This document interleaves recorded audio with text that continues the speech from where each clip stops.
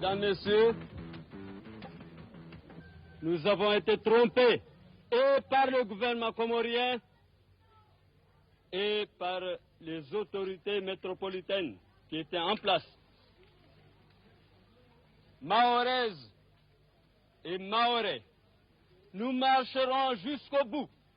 À la fin du mois de juin, lorsque le Parlement français entérinera la consultation du 22 décembre 1974.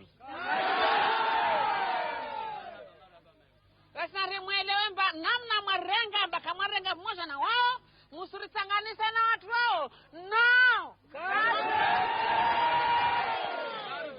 signifie nous n'en voulons pas de l'indépendance à la merde, à la con. Je m'excuse le terme. Commune de Pamandzi, Mayotte, France, un camp de réfugiés. Qu'il habite des enjoignés. En pirogue, sur une mer contraire, beaucoup sont morts en chemin.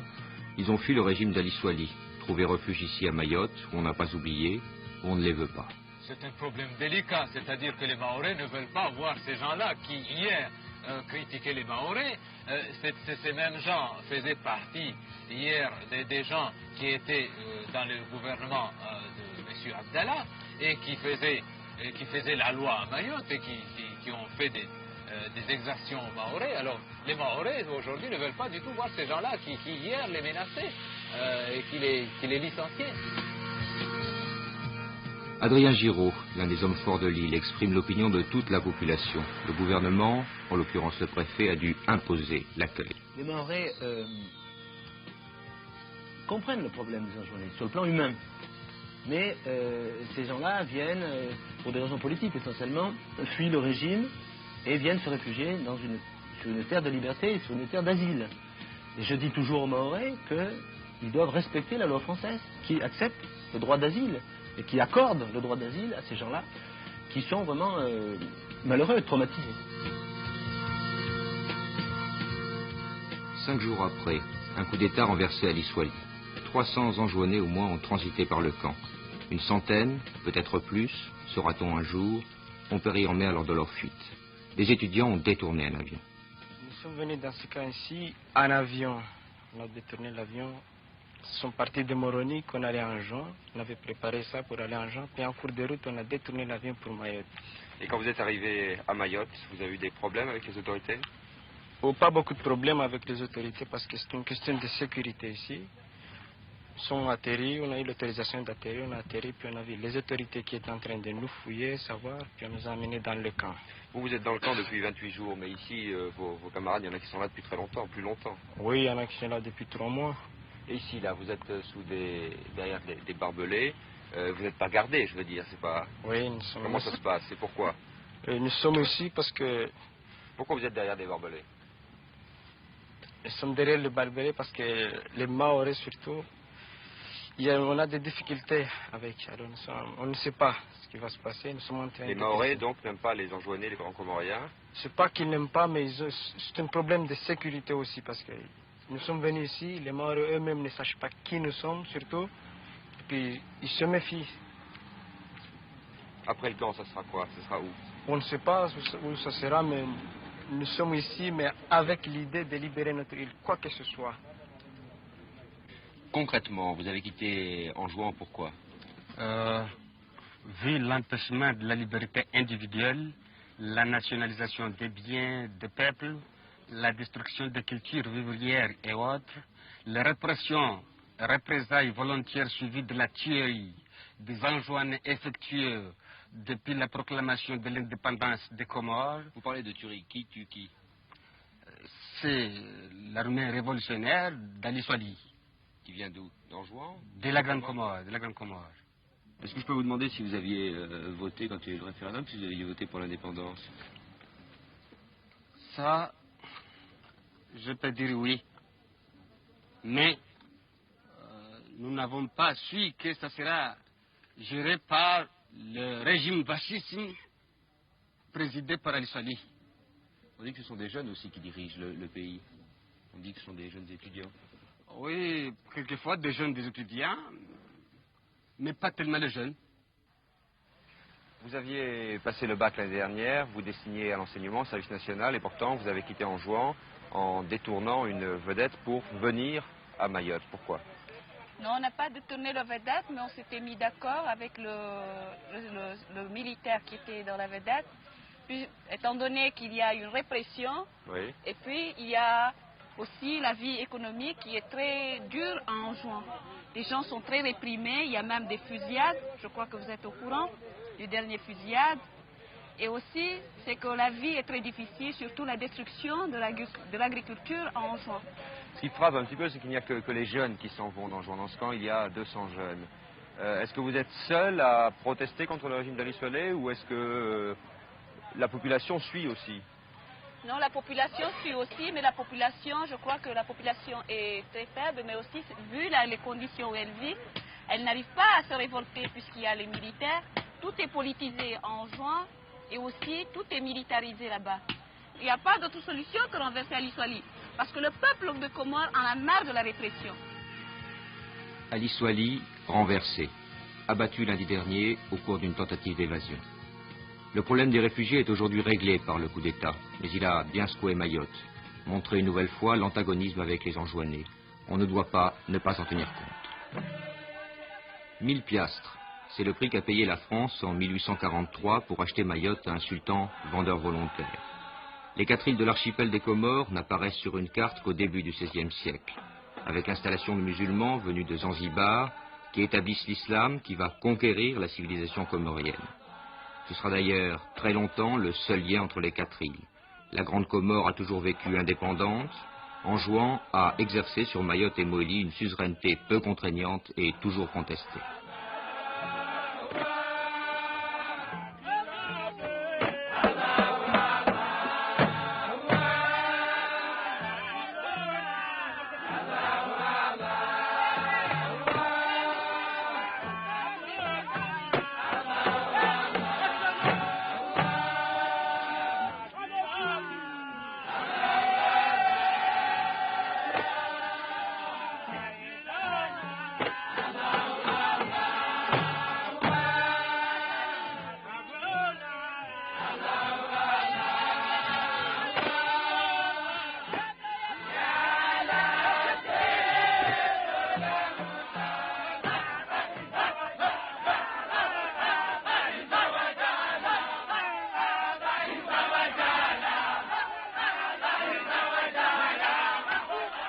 Au début du XIXe siècle, les voisins malgaches font de fréquentes et meurtrières incursions vers les îles.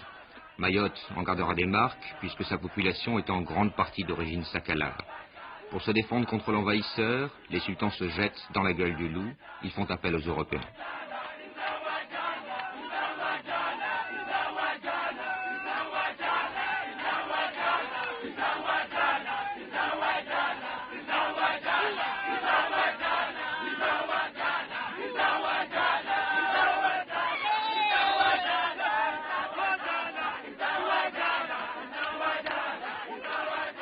Nos marins avaient très vite repéré les extraordinaires possibilités d'abri du lagon de Mayotte.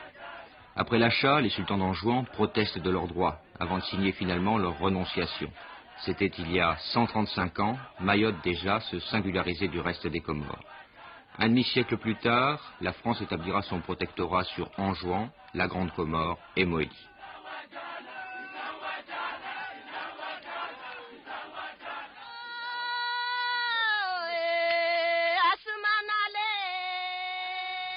Ce n'est qu'en 1928 que les Comores deviendront une province autonome au plan administratif. Le fait comorien, incontestable du point de vue de la géopolitique, est historiquement tout récent.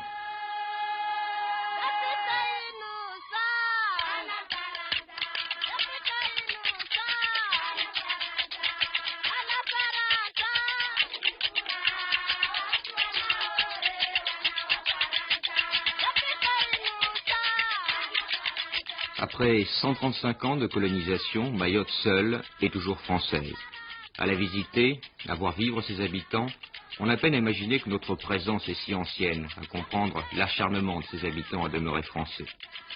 Non exploiter les possibilités offertes par la rade, Paris s'est contenté d'administrer la population au jour le jour, sans projet d'ensemble, n'amenant pratiquement rien, ne dérangeant pratiquement en rien les habitudes, le mode de vie ancestral.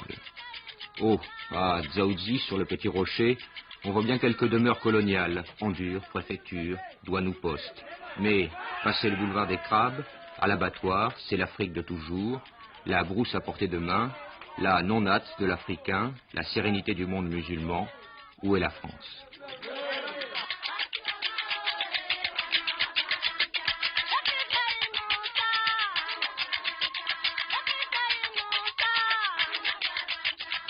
En 1958, consultés comme toute l'Afrique par référendum, les Comoriens refusent l'indépendance et choisissent un statut de Tom, dont on admet qu'il évoluera vers une certaine autonomie interne. À l'époque, Dzaoudzi, à Mayotte, est toujours capitale de l'ensemble, mais les deux grandes voisines demandent déjà le transfert. Ce sera le détonateur. Le fait est qu'en décembre 58, déjà, il y a 20 ans, les conseillers mahorais à l'Assemblée territoriale déposent leur première demande en faveur de la départementalisation. Intérêt bien compris de quelques notables, certainement. Le transfert de capital verrait l'exode de l'administration, principal employeur, bâtisseur, consommateur, et avec les fonctionnaires, fournisseurs d'emplois annexes. En 1961, malgré de nouvelles démarches réclamant déjà de pouvoir le moment venu décider, en toute indépendance de leur avenir, une nouvelle loi consacre l'unité. En 62, le transfert de capital commence à s'effectuer, l'administration plie bagage, les fonctionnaires locaux suivent, les femmes entrent en scène. Zélia Mérès, est-ce que je peux vous demander ce qui a conduit les femmes de Mayotte à prendre en main leur destin, et ceci depuis 20 ans? Celui qui a commencé le mouvement maoré, on a notre grand-père, il s'appelle le vieux Naouda. Il a commencé le mouvement maoré depuis 1958. On a perdu le vieux Naouda, le mouvement maoré était tassé. Et puis le transfert du capital de Moroni, et les femmes ils ont commencé à... Mais ça fait très très longtemps alors que les Mahorais, les Anjouanais, etc. ne s'entendent pas. Oui, ça fait le temps de Mahomet, d'Anjouan, de Moroni, Mayotte. Ils ne s'attendaient pas déjà, mais à cause de les îles qui sont tout près, les gens quand même, ils rentrent dans l'autre île, les autres ils viennent de Mayotte. Mais depuis le temps, siècle, ils ne s'attendaient pas bien ces gens-là. Oui, et alors ces dernières années, quand le gouvernement des Comores est allé de l'autre côté, est allé en Moroni, à ce moment-là, le mouvement mahorais a repris. Oui, voilà, c'est dans ces temps-là, le mouvement mahorais a repris la deuxième fois le mouvement mahorais.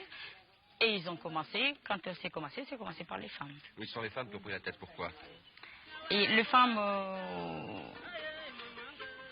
parce qu'ils avaient pensé que leur famille, ils sont tous partis à Moroni. Pourquoi, quand il y avait capital à Mayotte, tous les gens ils étaient à Mayotte. Aujourd'hui, le capital est parti à Moroni. Pour quelle raison tout le monde ils sont partis à Moroni? Donc, il y a quelque chose, à la fin des comptes... Mais vous avez lutté à ce moment-là, vous avez lutté même quelquefois contre le gouvernement. Oui, contre le gouvernement, parce que le gouvernement, lui, il a proposé indépendant. Quand il a proposé indépendant, nous, on était contre.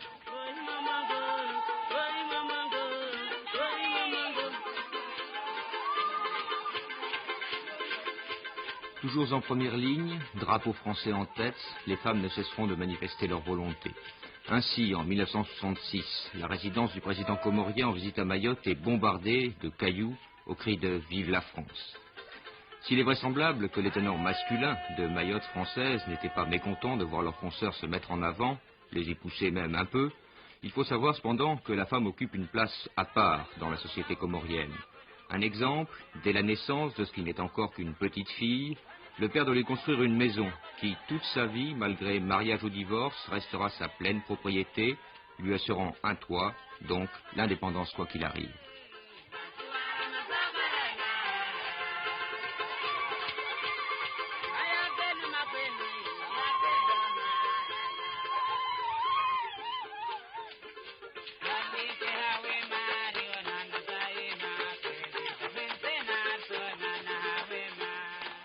Aujourd'hui, les chefs historiques président encore aux destinées de Mayotte, mais quelques jeunes sont prêts à prendre la relève. Monsieur le maire, vous administrez Congo, une petite ville de 3000 habitants à 10 km au nord de Mamoudzou. Est-ce que vous croyez que c'est la population qui demande à ses leaders le maintien dans la France, ou plutôt les leaders qui demandent à la population? C'est la population. Moi, je peux vous dire que c'est la population, parce que autrefois, comme nous avons tous vu, les capitales de Mayotte étaient à Comores, étaient à Mayotte. Et on a vu ce qu'a fait l'ancien président. Et donc, il y a aussi pas mal de choses qu'ils ont changées, et la vie, et consorts. Donc, ils nous avaient traités comme des paysans. Donc, la population était obligée de faire tout le monde, parce qu'il y avait des autres leaders avant de Mercelari et Sabamane, il y avait des autres. Mais les autres, donc, étaient des gens qui n'arrivent pas à amener les choses très normales, mais toujours nous avons décidé jusqu'à l'aube. Alors, votre souhait, c'est quoi? Votre souhait tout de suite? Notre souhait de Mayotte, comme vous avez vu, sur l'élection du 11 avril que nous avons fait, même on avait créé un autre bulletin pour rester au centre de la République française. Et pour l'évolution, pour la suite? Pour la suite, de revenir au département, si c'est possible. La départementalisation, le grand mot est lâché. Car les Mahorais n'estiment pas encore être au terme de leur combat. Il faut sceller de manière définitive l'appartenance à la France. Mayotte département, comme la Dordogne ou le Pas-de-Calais, n'y a-t-il pas pour les bonnes âmes matière à sourire quand on se promène dans ce marché de Mamoudzou, principale ville de la Grande Terre? Le fait est là pourtant, et il faut compter avec.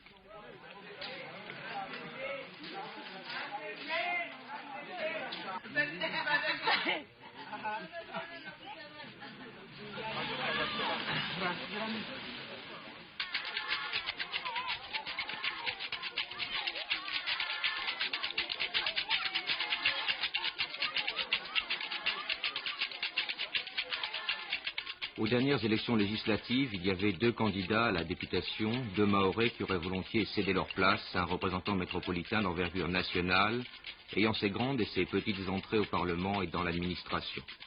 Paris, pour des raisons diplomatiques évidentes, n'y était pas favorable. L'affaire ne s'est finalement pas faite. Younoussou Bamana, un ancien instituteur, combattant de longue date du mouvement mahorais, a été très largement réélu. Comme son adversaire, il milite pour la départementalisation, qu'au terme de la loi, le Conseil général mahorais pourra demander à partir de 1979. À peine revenu après son installation au Palais Bourbon, il était fêté par les femmes. Encore elles. Monsieur le député, bonjour, vous revoilà au pays. La semaine dernière, vous étiez encore à Paris, cela fait vraiment une rude transition Paris-Mayotte, se retrouver dans ce pays qui finalement n'a pas grand-chose à voir avec la vie parisienne. Est-ce que vous ne pensez pas, vous qui militez pour la départementalisation, donc pour l'assimilation totale de Mayotte à la France, que ça risque de détruire des structures que vous avez établies, qui sont établies dans ce pays? J'ai milité pendant 20 ans pour que Mayotte reste française. Et je suis très optimiste et je pense que Mayotte restera française. C'est cela, mais ne pensez-vous pas que notre mode de développement, notre civilisation occidentale, risque de causer des dommages à l'équilibre qui existe dans la population mahoraise? Oui, je comprends très bien. Et c'est pourquoi, à l'époque, je crois en 1976, j'avais estimé qu'il nous fallait non pas 3 ans d'essai, mais 5, pour que les Mahorais puissent voir comment fonctionne un département. Et les Mahorais du jour au lendemain ne soient pas dégoûtés de... Je vais vous prendre un exemple, monsieur le député. La civilisation française est une civilisation de profit. La civilisation mahoraise est une civilisation où l'argent n'existe pratiquement pas, où on échange, où on vit au jour le jour. Et pourquoi dites-vous que la civilisation de Mayotte n'est pas une civilisation d'argent? Peut-être qu'on n'a pas créé ici le besoin d'argent, mais ça vient. Et vous croyez qu'il faut le créer, que c'est bon de le créer? Pas tout de suite. Et ça viendra, qu'on le veuille ou non. L'évolution se fera. Et vous ne croyez pas que ça va causer des dommages à la société, à l'équilibre? Si tout va doucement, bien calculé, en harmonie aussi bien avec les responsables métropolitains que les élus locaux, et les Mahorais, si les Mahorais participent pleinement, tout pourra réussir. Quand on se promène tout de même dans ces petits villages de Mayotte, on est surpris de ce mode de vie tranquille qu'ils ont. Et moi, je ne vous le cache pas, on a peur. Vous avez peur. Et les Mahorais ont peur de quoi? De se développer, d'avoir une petite maison, de l'eau, l'électricité, à petite échelle, évidemment. Qu'est-ce qui vous effraie? Qu'ils ont eu du mérite à demeurer français. La loi de 61 fixait l'unité des Comores. La déclaration de 73, qui prévoyait l'accession à terme à l'indépendance, l'a confirmé. À Paris, on ne se passionnait pas pour la question, on penchait pour une décolonisation de l'ensemble. Vient le référendum de décembre 1974, à Anjouan, Moélie, la Grande Comore, 99% de oui en faveur de l'indépendance, à Mayotte, 63% de non. Le mouvement mahorais passe à l'attaque et organise remarquablement sa campagne. Il trouve au Parlement des alliés sûrs et agissants qui, après 6 mois de lutte, contraignent le gouvernement à accepter que le référendum scellant définitivement l'indépendance de l'archipel sera décompté île par île et non plus globalement. C'en est trop pour Ahmed Abdallah, pourtant partisan d'une étroite coopération avec la France. En juillet 1975, il déclare unilatéralement l'indépendance. Mayotte renvoie chez eux les fonctionnaires comoriens, proclame son attachement à la France, attendra 1 an avant de se voir octroyer un statut, après avoir confirmé par 2 fois et à la quasi-unanimité sa volonté. Sapéré, le fief de l'opposition. N'oublions pas en effet qu'en 1974, 63% seulement des Mahorais avaient dit non à l'indépendance. Il y avait donc des opposants. Monsieur Abdourakim, au moment de la déclaration unilatérale d'indépendance, vous étiez préfet de Mayotte. Auparavant, vous aviez appelé à voter contre le maintien de Mayotte dans l'ensemble français lors du référendum. Est-ce que je peux vous demander votre avis sur l'évolution de la situation 3 ans après? À mon avis, il n'y a pas trop de changement. Oui, il n'y a pas de changement. Parce que nous avons demandé à voter l'indépendance, c'était dans l'amitié et pour ça avec la France. Et actuellement, on est dans un statut, je ne sais pas trop quoi, ce n'est pas un statut autonomie comme on avait avant, ce n'est pas un département, c'est une station tout à fait hybride. Quoi. Alors à mon avis, je ne vois pas, il n'y a pas un changement notable. Est-ce que pour l'avenir, vous êtes tout de même toujours pour le retour de Mayotte dans l'ensemble comorien? Bien sûr, oui. Je suis optimiste de ce point. Parce que compte tenu de la position démographique de Comores, question des situations religieuses, tout ça, eh bien, je suis convaincu que dans l'avenir, dans un avenir plus ou moins proche, Mayotte réintégrera les autres îles.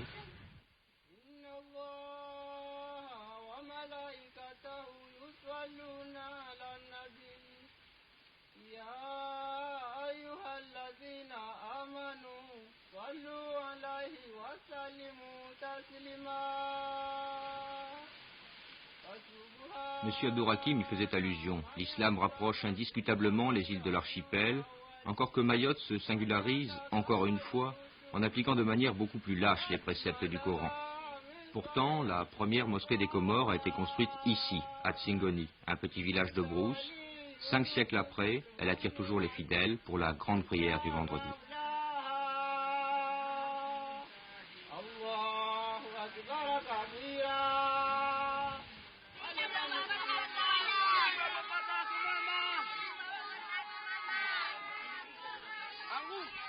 L'école coranique. De l'enfance à la toute première adolescence, on y apprend par cœur à psalmodier le Coran sous la surveillance active d'un maître. Cette éducation, obligatoire pour tous, marque les jeunes de manière définitive. Elle développe à l'extrême les capacités de mémoire, mais néglige un peu la réflexion puisque finalement, l'arabe est très peu parlé, voire compris. Au demeurant, il n'y a pas de langue comorienne, les 4 îles ont un langage particulier, si en général, le mahorais comprend l'enjouané.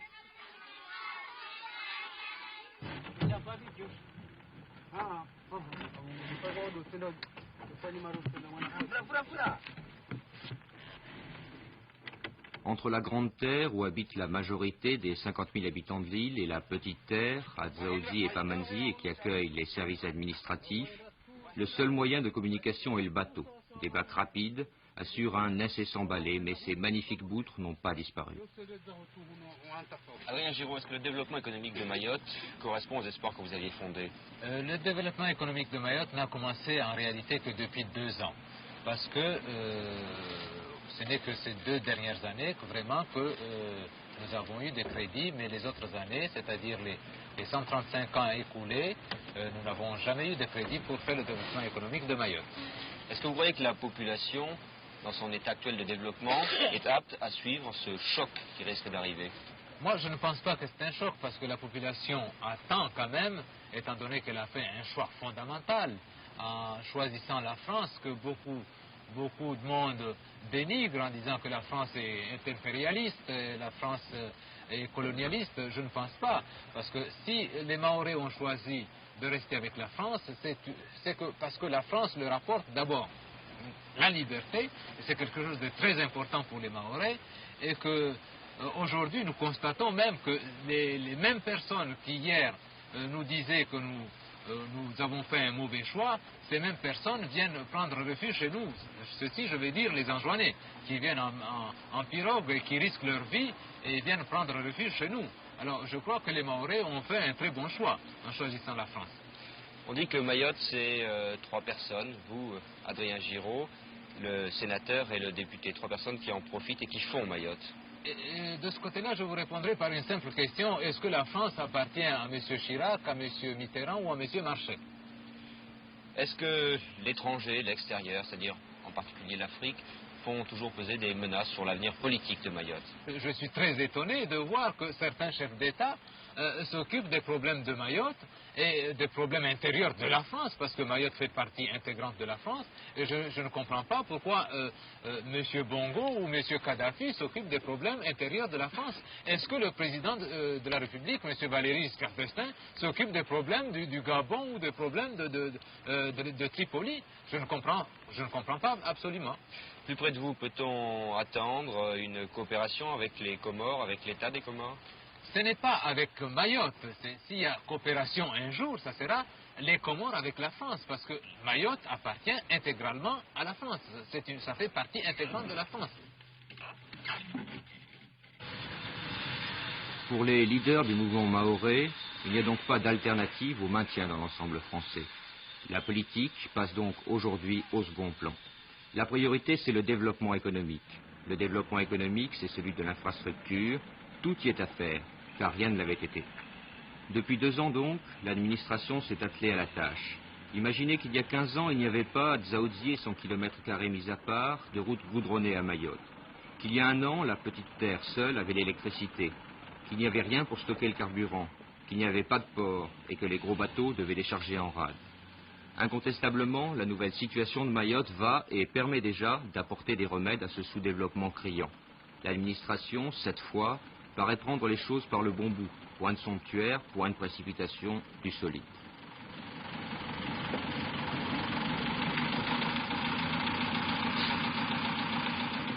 Cette route, par exemple, va permettre de décongestionner tout le nord de la Grande Terre de Mamoudzou à Akwa. Elle permettra de rapprocher les villages, souvent isolés à la saison des pluies, aux paysans d'acheminer le produit de leur culture sur les grands centres, aux malades d'être évacués rapidement en cas d'urgence, aux habitants de se connaître. L'électricité, qui arrive depuis 1 an à Mamoudzou, atteindra bientôt aux 2 extrêmes Sada et Mzamboro. Les jetés seront agrandis. Un vrai port, tout à fait nécessaire, sera vraisemblablement construit dans la baie de Longoni. La capitale transférée de Dzaoudzi, où elle est trop à l'étroit, et surtout coupée de la plus grande partie du pays à Mamoudzou.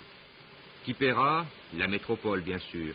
Mais elle a des devoirs et l'addition est loin d'être salée. Tout compris, Mayotte absorbe à peine quelques 60 millions par an.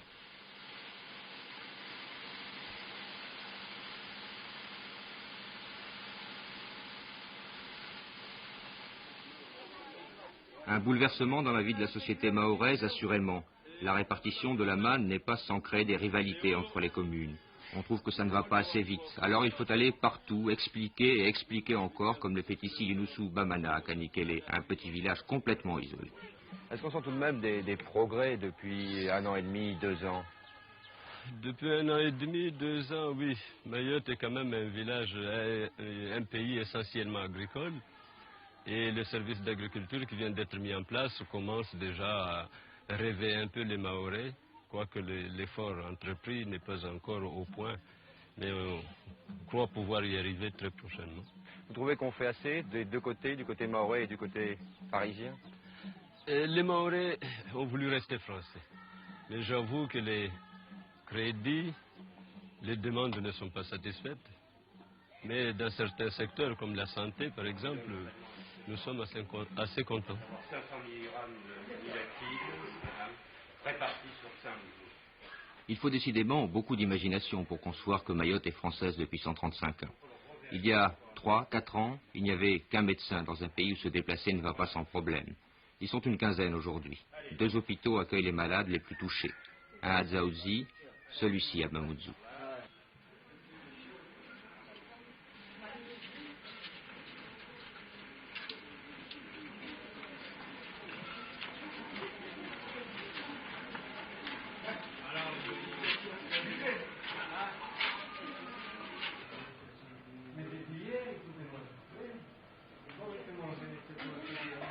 La grande nouveauté, le plus important certainement, c'est la médecine de secteur. L'île est divisée en 6 parties, un médecin résident y est installé, les habitants des villages de brousse ne sont plus isolés. En règle générale, vous visitez les habitants de votre secteur suivant quelle périodicité? Eh bien, je m'efforce de passer une fois par semaine dans chaque commune. Comme j'ai trois communes dans mon secteur. Vous avez des problèmes sans doute de liaison en la saison des pluies? Ben, vous le voyez, on est en fin de saison des pluies, les pistes ne sont pas encore extraordinaires. Il y a des bourbiers. Et quand il y a des urgences, comment ça se passe? Eh bien, il y a des endroits où j'ai des postes infirmiers de brousse.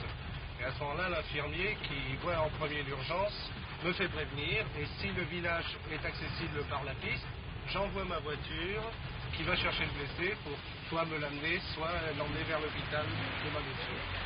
Il y a plusieurs problèmes qui se posent à Mayotte. Le premier, c'est certainement le paludisme.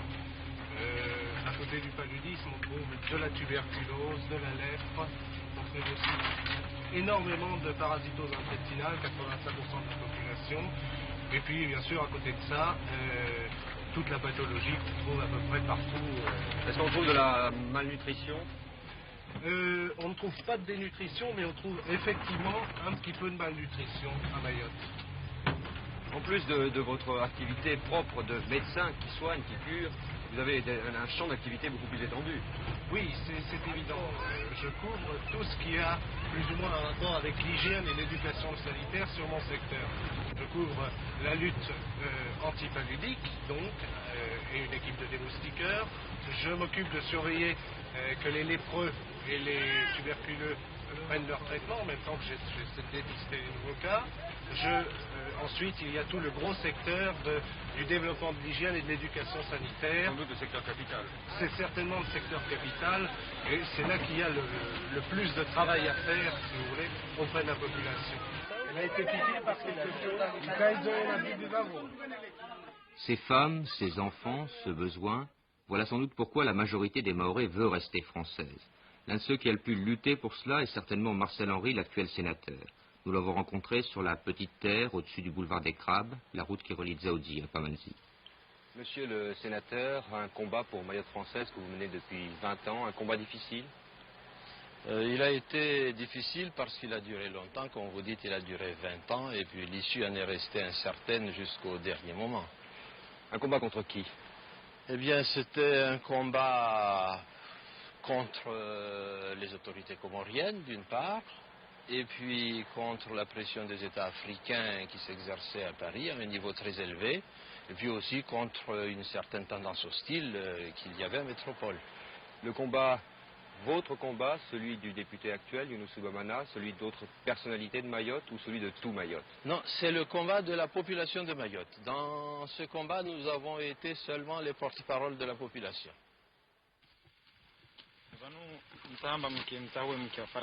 Vous, les Mahorais, vous avez voulu rester français. Que pensez-vous de cette question? Certes, on l'a vu au premier référendum de l'indépendance, 63% seulement des Mahorais avaient prôné le non.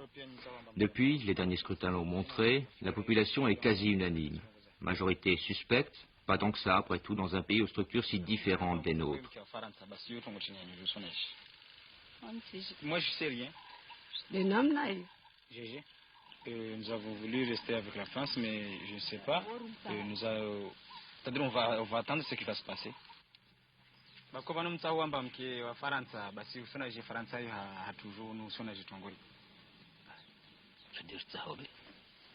ça ce que nous avons voulu. Je pense que depuis que la France est là, nous sentons que notre vie est libre. Nous avons voulu rester avec la France pour que notre pays soit développé. On est à peu près libre parce que on attendait ce qui s'est passé dans les 3 îles comoriennes là-bas. Vu la politique que mène le président Ali Swali, on sent que on est un peu libre.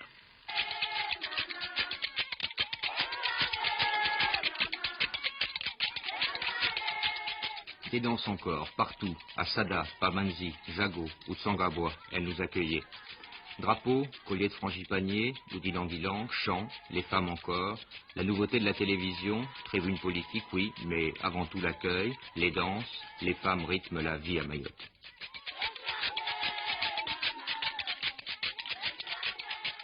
L'avenir du territoire, l'avenir de Mayotte. Je le conçois avec beaucoup d'optimisme si les responsables métropolitains et la France a une volonté de promouvoir ce pays. Elle existe pour l'instant ou elle n'existe pas, c'est ce que vous semblez dire? C'est timide. On a dit tout à l'heure que c'était un peu timide, c'est hésitant, ou bien les hommes, les responsables ne sont pas très conscients de ce qui se passe ici, peut-être. Est-ce que les Mahorais, eux, ne sont pas susceptibles de changer d'opinion? Ça, je ne sais pas, je ne peux pas prévoir l'avenir. Moi, pour moi, j'ai confiance. J'ai voulu rester avec la France et j'ai confiance.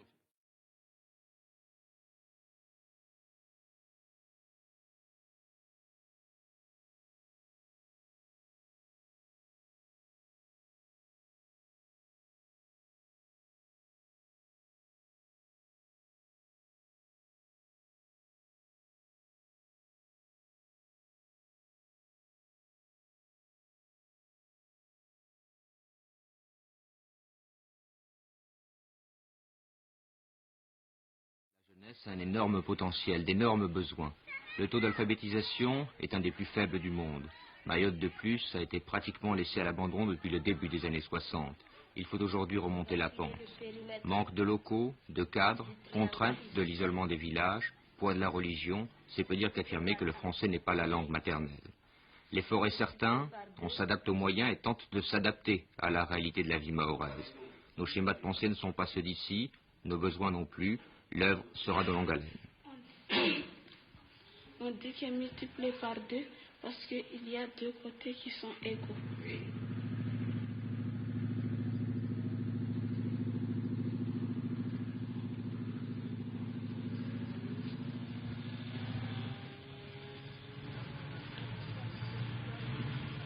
Un jour d'école comme les autres, les grands arrivent à Dzaoudzi dans la barge de l'armée quand le bâtiment civil est en panne. 1 heure plus tôt, c'était le mouvement inverse. Mayotte comprend 2 îles, les 5e et 6e sont basés à Mamoudzou, les plus grandes classes à Dzaoudzi. Ce n'est pas sans complication pour les élèves, mais le problème devrait être réglé dans la prochaine rentrée. Pour l'instant, il n'y a pas de terminale, le bac, quand on y arrive, on le prépare à la réunion. Ici, comme partout ailleurs, plus en raison du retard et du nombre, la jeunesse s'interroge.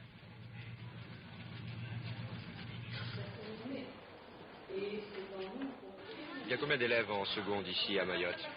Alors en seconde A, nous sommes 13, en seconde C, je sais pas. 8, 6, 8, 6 ou 8. Vous ne pensez pas que manque un enseignement technique? Si, nous en manque. Et le développement de l'enseignement à Mayotte n'est pas aussi développé qu'ailleurs, par manque d'élèves. On préférait faire des études afin d'avoir une bonne profession et puis venir au pays pour dépanner, parce que notre pays, on a vu que notre pays a besoin de techniciens et qu'on consiste le futur avenir du pays. Quels sont les problèmes les plus graves de Mayotte? Les problèmes les plus graves de Mayotte sont surtout causés par l'enseignement. Les gens qui dirigent l'enseignement, qui ne prennent pas compte, qui ne sont pas conscients de ce que représente l'enseignement. Vous trouvez que l'enseignement n'est pas adapté alors? Pas du tout. L'enseignement est trop négligé. Et qu'est-ce que vous souhaitez? Nous souhaiterons un enseignement qui soit beaucoup plus indépendant de la politique. Parce que ici, il suffit de faire le moindre petit pas révolutionnaire, parce qu'il faut dire que l'enseignement, comme nous le concevons, c'est pour former des révolutionnaires ou n'importe quoi, mais ici, il suffit de faire le moindre petit pas pour qu'on dise, voilà... Former des révolutionnaires, c'est pour former... Je veux dire former des révolutionnaires, des gens, parce qu'à Mayotte, actuellement, les dirigeants qui sont, disons, des femmes, parce que c'est pas du tout normal de voir des femmes être, surtout, nous sommes, disons, presque primitifs. Et quand il faut que ce soit des femmes qui décident des choses. Avec le temps, j'espère, pas dans les 5 prochaines années, mais avant, faire un collège technique. Le manque de techniciens, il est particulièrement criant. dans l'agriculture par exemple, capitale ici puisqu'elle constitue la seule ressource. Mayotte est peu peuplée, sa terre riche. En améliorant le système de culture encore archaïque, l'autosuffisance pourrait être une réalité. C'est d'ailleurs la direction vers laquelle travaille en priorité l'administration qui sait que la seule richesse de l'île est ici. L'école d'agriculture a ouvert ses portes à la dernière rentrée. On y inculque les données de base et surtout les élèves seront suivis à leur sortie. Des terres et du matériel leur seront pratiquement donnés. Leur exemple, espère-t-on, fera tache d'huile.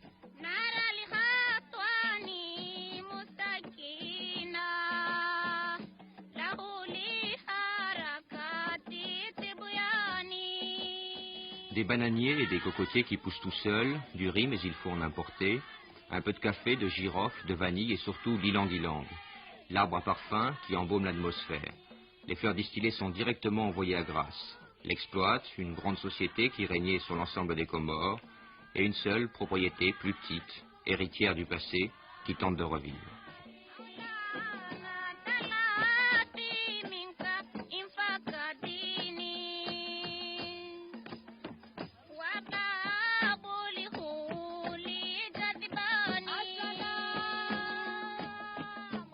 Kandani, la propriété d'Afri, à 15 km environ au nord de Mamoudzou, une propriété qui appartient à la famille depuis 1883. À l'origine, elle comptait 480 hectares, aujourd'hui 240. Est-ce que de telles propriétés sont encore rentables? Est-ce qu'on peut s'en occuper aujourd'hui? On peut s'en occuper, mais sous forme de métayage, à cause de l'augmentation du SMIG, qui est passé en moins d'un an de 0,44 centimes de l'heure à 2 francs. C'est multiplié par 4. C'est multiplié par 4. Et évidemment, le cours des produits, lui, n'a pas bougé. Alors, pour pallier à cela, j'ai repris l'affaire sous forme de métayage et je viens de constituer une équipe avec des gens de Dzoumogné qui, au départ, me donnent satisfaction. Et je pense que ça devrait bien marcher. Est-ce que vous trouvez encore des gens pour travailler? Assez difficilement, ils préfèrent aller s'employer dans les bâtiments et aux travaux publics. Cette propriété à 240 hectares, qu'est-ce que vous exploitez? Nous faisons de l'ilang et puis alors des noix de coco que nous transformons en copra. Vous estimez que c'est rentable, qu'on peut en vivre? Bien menée, elle est rentable. Évidemment, il faudrait augmenter un peu les plantations. Mayotte a un avenir agricole?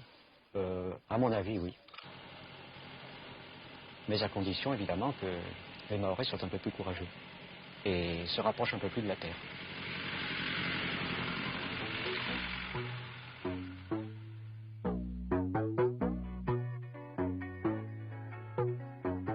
Sur la route de Tsangaboua, vers le nord de la Grande Terre, un petit cultivateur a su s'adapter au goût de la clientèle européenne.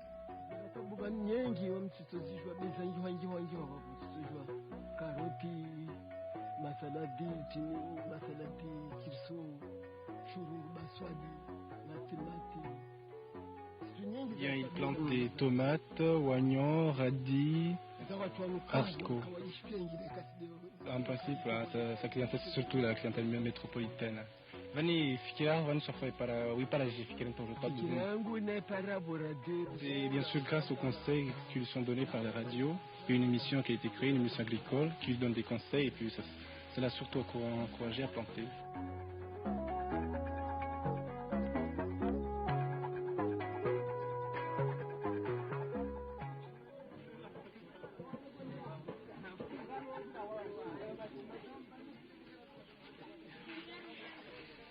Jago, un village en fête. L'occasion, il est vrai, est de taille. FR3 vient y mettre en boîte l'émission vedette de la toute jeune station locale. Il s'agit, 4 à 5 heures durant, d'enregistrer des témoignages, de graver des légendes, d'expliquer les mains problèmes de la communauté, de rivaliser en musique.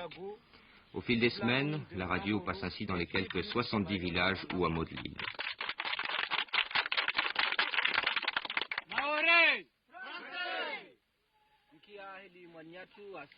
FR3 mène ici une politique pilote de service. On y traite à 80% en maoré de planning familial, d'hygiène, d'agriculture, d'administration communale.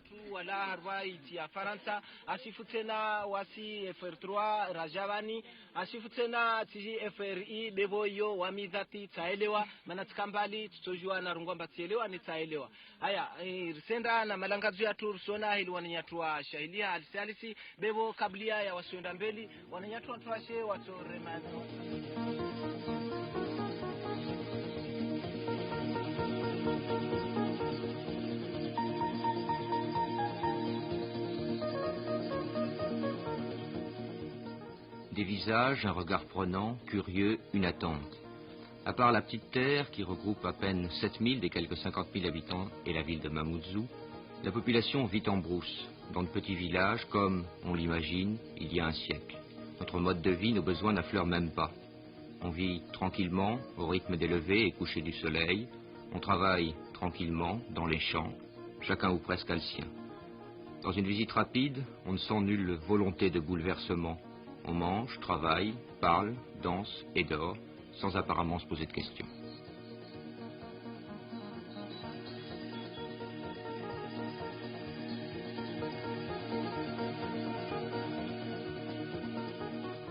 La place de France à Dzaoudzi, c'est encore le cœur administratif de Mayotte, une tâche à la mesure des besoins. Dans la conversation, on ne se cache pas les difficultés, mais on affirme vouloir faire ici ce qui n'a été nulle part ailleurs réalisé, réussir un développement harmonieux. Les moyens seront-ils suffisants? Les hypothèques politiques ne pèseront-elles pas? Jean Poussirou, premier préfet de Mayotte. Monsieur le préfet, sans même parler des Comores, la présence française ici à Mayotte est très discutée. Que répond Paris? Paris est parfaitement au courant des attaques qui sont lancées contre la France par les organisations internationales. Paris répond que les Mahorais sont maîtres de leur destin. Les Mahorais seuls jugent de leur avenir. Et la France restera à Mayotte tant que les Mahorais le souhaiteront. C'est une loi, du reste, une loi constitutionnelle, qui veut qu'un territoire, une portion de territoire français, ne peut être détachée du territoire de la République que si les populations y consentent. Les Mahorais ont exprimé à 2-3 reprises, au cours de référendums parfaitement légaux et parfaitement normaux, qu'ils souhaitaient rester français. Et pour l'instant, donc, la France restera à Mayotte. Si j'ai bien compris, la France laisse la porte ouverte à une évolution. Or, à partir du moment où il y aura départementalisation, l'évolution sera impossible.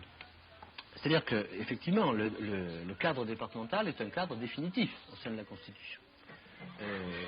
Ça, c'est un problème qui doit être, encore une fois, tranché par les Mahorais, qui, dans 1980, répondront sur ce problème.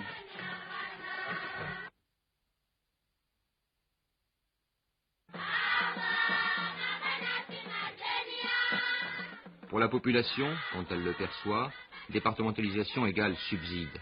Pour les leaders du mouvement mahorais, c'est l'attachement constitutionnel définitif à la France.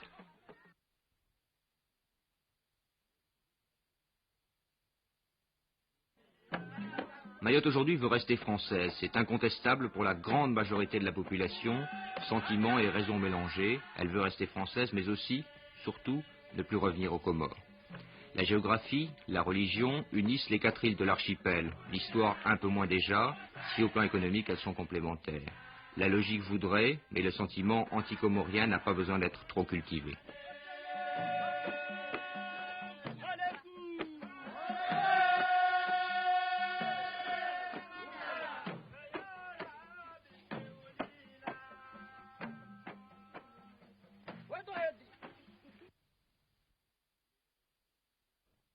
Le récent coup d'État, en permettant à Moroni de renouer les relations avec la France, ne va-t-il pas tout changer?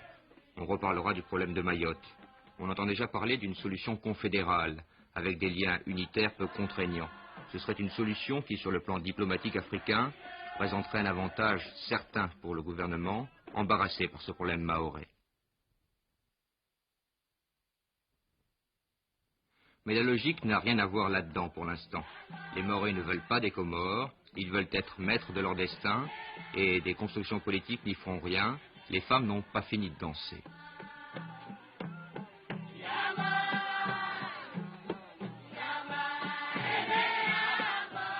Mayotte n'est pas la France. La culture, l'état de développement, les besoins y sont fondamentalement différents.